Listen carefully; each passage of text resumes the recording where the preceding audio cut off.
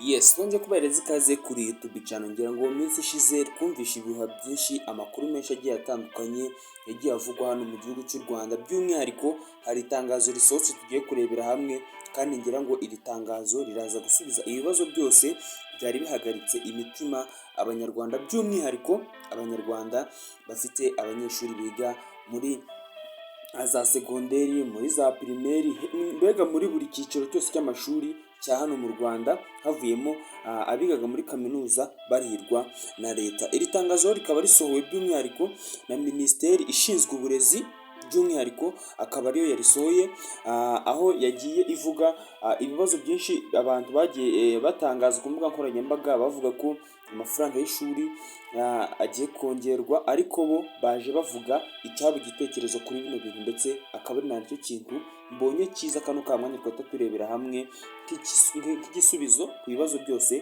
abanyarwanda bibazaga nyuma y'ibihuha byinshi bari bamaze iminsi bumva. Ngo ikaze kuri Rwanda Room TV, kubwira ngo kandi subscribe kugira ngo tujye tubana mu biganiro byinshi bigiye bitandukanye.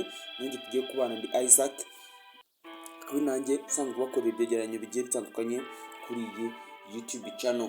Icyo nakubwira ni uko Minisiteri ishinzwe uburezi hano mu gihugu cy'u Rwanda yamaze gusohora itangazo, by'umwihariko akaba ari itangazo ryiza nk'uko nabikubwiye. Ni itangazo rije ari nk'igisubizo cy'ibyo, ndetse si nkari ahubwo ni igisubizo cy'ibyo abanyarwanda bari bamaze iminsi bibaza, ku binyoma bari bamaze iminsi bumva hirya no hino mu gihugu cy'u Rwanda, by'umwihariko bigenda binyuzwa ku mbuga nkoranyambaga, haba ku ma YouTube, ku ma TikTok, ku ma Instagram, ku ma Facebook, ariko baraje bahita batanga icyabo igitekerezo ari nicyo gisubije ibyo bibazo byose. Rero iri tangazo riravuga ko by'umwihariko hano mu gihugu cy'u Rwanda abantu bavuze ko amafaranga y'ishuri agiye kwiyongera, bose babeshyaga, kuko ntabwo bazi ingano y'amafaranga igihugu cy'u Rwanda gifite.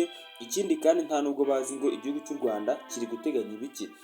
Abandi bavuze ngo benshi babyanditse bitwaje ko igihugu cy'u Rwanda ngo cyahagarikiwe inkunga, ariko by'umwihariko baje basobanura bavuga ko ubucuruzi bw'igihugu cy'u Rwanda bwakomeje, akaba ari nibwo bugiye kujya butera inkunga by'umwihariko uburezi bwa hano mu gihugu cy'u Rwanda. Baje bavuga ko rero nta mpamvu y'uko igihugu cy'u Rwanda uburezi amafaranga yabwo agomba kwiyongera, kubera ko niyo nkingi y'iterambere, ndetse no gukomeza kwigisha abanyarwanda kugira ngo hatazagira ikindi kintu kibi cyazongera kuba mu Rwanda kubera ubujiji. Ibi ngibi rero bikaba byaje ari nk'igisubizo, kubera ko ababyeyi benshi hano mu gihugu cy'u Rwanda bari bamaze iminsi bameze nk'abihebye, kubera ko nyine bumvaga amafaranga bagiye kuzajya bishyurira umwana umwe, by'umwihariko haba ku gihembwe cyangwa ku mwaka, bakumva umutima urakutse. Ariko Minisiteri ishinzwe uburezi hano mu Rwanda, ushatse wahita ni NESA, ubu ngubu isigaye ishinzwe uburezi.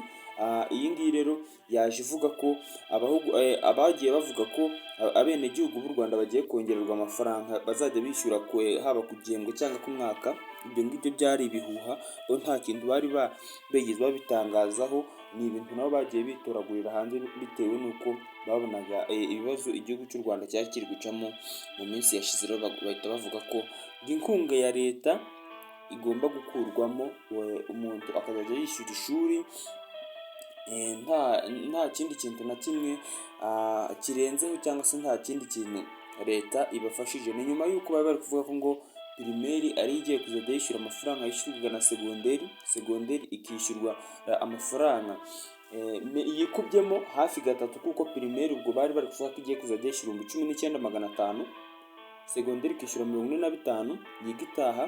TTC igakurirwaho inkunga zose yahabwaga na leta, bagatangira kwishyura ku giti cyabo. Naho interi nayo urumva yari guhita yikuba akagera hafi 200,000, kuko nyine nta nkunga ya leta. Ubwo urumva umuntu ni ukuzajya arya ku mafaranga yiwe ku giti cye, nta kindi kintu na kimwe leta imufashije. Ni nyuma y'uko ubundi hano mu gihugu cy'u Rwanda usanga mbega twebwe ubundi hano mu gihugu cy'u Rwanda turi nk'abigira ubuntu, havuyemo ibigo byinshi bigiye bitandukanye biyoborwa n'abapadiri, ariko usanga mu bindi bigo rwose abanyeshuri bameze nk'aho bigira ubuntu, kuko niyo ubuze amafaranga y'ishuri ntabwo kwirukana biba byemewe.